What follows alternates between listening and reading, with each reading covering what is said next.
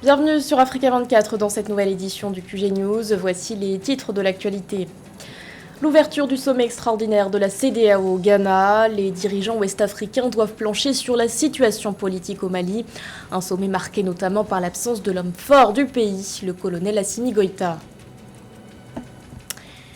La célébration de la journée mondiale de la météorologie ce 23 mars face au risque de catastrophes naturelles. Le Cameroun est déterminé à anticiper en misant sur des équipements numériques. Et puis focus sur les barrages de la zone Afrique dans le cadre des qualifications pour le Mondial 2022. Notre journaliste sportif José Douglas sera avec nous en fin d'édition pour en parler. Mais tout d'abord, la Somalie endeuillée après la double attaque perpétrée le 23 mars au soir dans le centre du pays. Des offensives revendiquées par les Shebab, groupe djihadiste affilié à Al-Qaïda. Le bilan est lourd, plus de 30 personnes ont perdu la vie. Parmi les victimes figure notamment une députée de l'opposition, Amina Mohamed Abdi, décédée des suites d'un attentat à la bombe survenu dans la commune de Beledweyne. Sa dépouille et celle d'un autre député, Ali Abdi Douloul, ont été rapatriées ce 24 mars à Mogadiscio. Ce drame qui a provoqué l'émoi au sein de la classe politique suscite par ailleurs quelques interrogations. Et pour cause, la députée œuvrait à ce que justice soit rendue pour Ikran Talil, une cyber-experte de l'Agence nationale de renseignement et de sécurité qui a été assassinée dans des circonstances troubles. L'actualité, c'est aussi l'ouverture ce 25 mars d'un nouveau sommet extraordinaire de la communauté économique des États de l'Afrique de l'Ouest. Un rendez-vous organisé à Accra, au Ghana, et centré sur la situation politique au Mali. S'il a été invité à prendre part aux discussions, le chef de la junte malienne, le colonel Assimi Goïta, ne sera pas présent. L'homme fort du Mali propose néanmoins d'y participer en visioconférence. Ce sommet intervient quelques jours après la fin de la mission de la CEDEAO à Bamako. Mission conduite par le médiateur ouest-africain pour le pays, Goodluck Jonathan, qui n'était pas parvenu à trouver un accord avec les autorités sur la durée de la transition. Et notons qu'à la veille de ce sommet, la Cour de justice de l'UEMOA a émis une ordonnance dans laquelle elle demande la suspension des sanctions économiques imposées au Mali depuis janvier dernier. Un texte qui pour l'heure n'a pas suscité de réaction dans les rangs de la conférence des chefs d'État. Je vous propose d'écouter à ce sujet l'analyse du journaliste et écrivain sénégalais Adama Gaye. La CEDEAO s'est précipitée à édicter des sanctions extrêmes contre le Mali. Ces mesures sont revenues comme un boomerang sur certains de ces pays, en particulier le Sénégal et la Côte d'Ivoire, qui en payent le prix le plus lourd en termes de perte de recettes d'exportation du fait que le Mali a dû trouver d'autres voies pour recevoir ces importations, en particulier l'Algérie et la Mauritanie. Ce qui se passe, c'est que depuis que les pays de la CEDEAO et notamment ceux de l'UEMOA ont adopté ces mesures, croyant pouvoir amener la junte à reculer, à se retrouver à genoux, ce qui s'est passé, c'est que les opinions publiques, non seulement de l'Afrique de l'Ouest, mais au-delà de tout le continent africain, même ailleurs à travers le monde, ont estimé que c'était des mesures néocoloniales qui ont été portées sur le Mali et se sont mises donc ces opinions publiques derrière le Mali. Ce qu'il y a à voir, c'est qu'aujourd'hui, les pays qui se réunissent à Accra sous l'égide de la CEDEAO et peut-être partiellement en privé entre pays membres de l'UEMOA, de la zone francophone, qui sont obligés de tenir compte de la réalité des sanctions qui affectent leurs économies, de tenir compte des positions des opinions publiques qui sont contre ces sanctions, de tenir compte de la rebuffade du juge communautaire qui a infligé, si on peut dire, une gifle à ses chefs d'État. De manière générale, les pays de la CEDEAO, les pays de l'UEMOA vont être obligés de faire contre mauvaise fortune bon cœur et d'aller à Canossa pour accepter de revenir sur leur décision d'imposer des sanctions aussi fortes au Mali. L'actualité nous emmène également au Burkina Faso où le procès relatif à l'assassinat de l'ancien président Thomas Sankara a repris.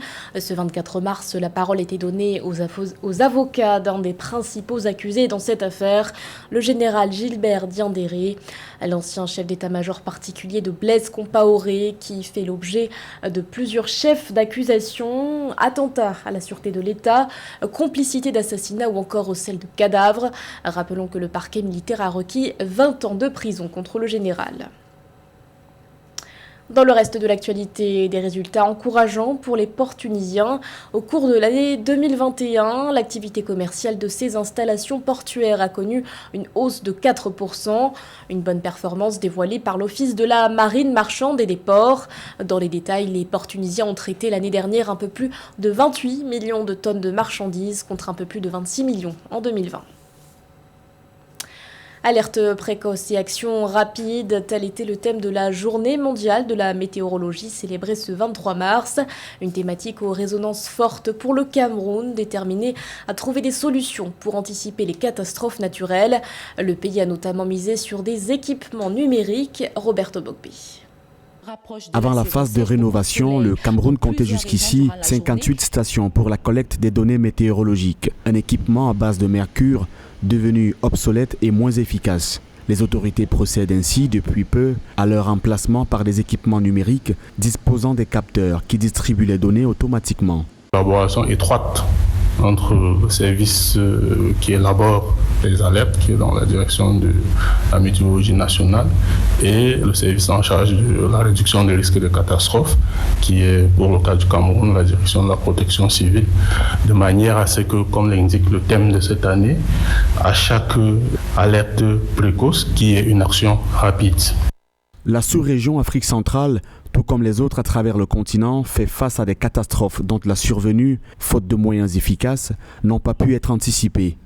Prises dans leur ensemble et gérées de manière globale, les préventions de catastrophes ont plus de chances d'être performantes. En 2015, les chefs d'État de la communauté économique de l'Afrique centrale ont créé le Centre d'application et de prévision climatologique pour l'Afrique centrale. C'est un centre d'envergure sous-régionale qui est donc appelé à appuyer les États, à renforcer les capacités des services météorologiques nationaux pour l'élaboration des informations destinées à tous les secteurs tributaires du temps et du climat. La journée mondiale de la météorologie permet aux populations de prendre conscience de leur rôle dans la protection de l'atmosphère terrestre. L'Organisation météorologique mondiale a été créée en 1950. Il tient compte de 4 aspects: le temps, le climat, l'eau et l'environnement. On reste au Cameroun qui abritera prochainement le tournoi international Kamgoué-Ambroise. Ce rendez-vous sportif qui en est à sa 3e édition se déroulera du 28 mars au 1er avril prochain.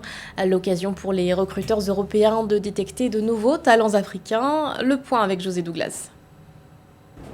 Les U16 et U18 sont concernés par ce tournoi international Kamgoué-Ambroise intitulé Tika et sera supervisé par plusieurs recruteurs à Douala entre le 28 et le 1er avril 2022.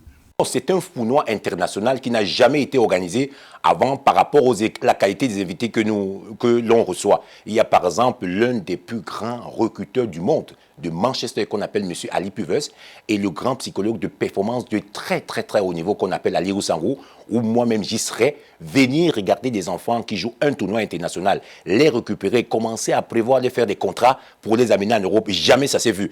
Des recruteurs venant d'Europe vont prendre position dans les tribunes avec tablettes, appareils vidéo pour repérer ces talents. Ces équipes ont été retenues pour la circonstance chez les 16 ans, Dask, Real Academy, Anafoot, Oyili, Titanic, Real Foot et ACAF, Youn Talent. Et chez les 18 ans, Dask, Titanic, Futur Pro, Bethel, Gazelle, Galactique, Oyili et Jeunesse Sport. L'ambassadeur, effectivement, de ce tournoi, c'est un joueur qui a écrit son nom dans le grand club qu'on appelle Manchester United, qu'on appelle Eric Djimbanjiba, qui a été pour beaucoup pour l'intégration de notre ami Cristiano Ronaldo. Et puis, José, Djimbanjiba a déjà son académie aussi qui joue au football. Il y a un tournoi international organisé aussi par M. Fokou Stéphane, avec Ambroise Kamgé, pour pouvoir regarder effectivement l'Afrique donner des contrats directs et non de penser simplement qu'il faut à tout prix avoir des clubs intermédiaires pour que les Africains puissent s'exprimer.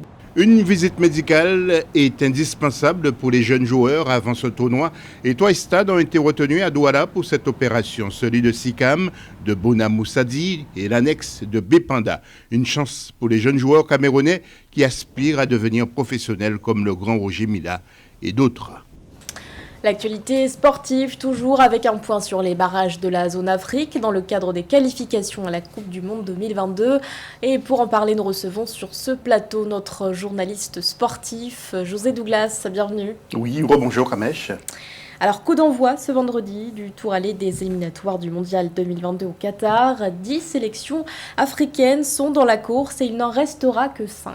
Oui, certaines équipes sont dans leur quart en ce moment, d'autres sont arrivées au vestiaire. Alors attention Kamesh, nous vous communiquons uniquement le programme de ces matchs du 25 mars et puis dans nos prochaines éditions, bien sûr, nous allons vous parler des premiers résultats dont nous disposerons. Alors, tout d'abord, 15h GMT, cet après-midi là, donc il y aura RD Congo contre le Maroc, ensuite à 17h Cameroun-Algérie, 17h GMT encore Mali-Tunisie, 19h30 GMT Égypte contre le Sénégal, à 19h GMT encore Ghana contre le Nigeria. Quelques intervenants dans notre journal avant ces rencontres. Tout d'abord l'international sénégalais Moustapha Nane qui souhaite une victoire pour le peuple sénégalais.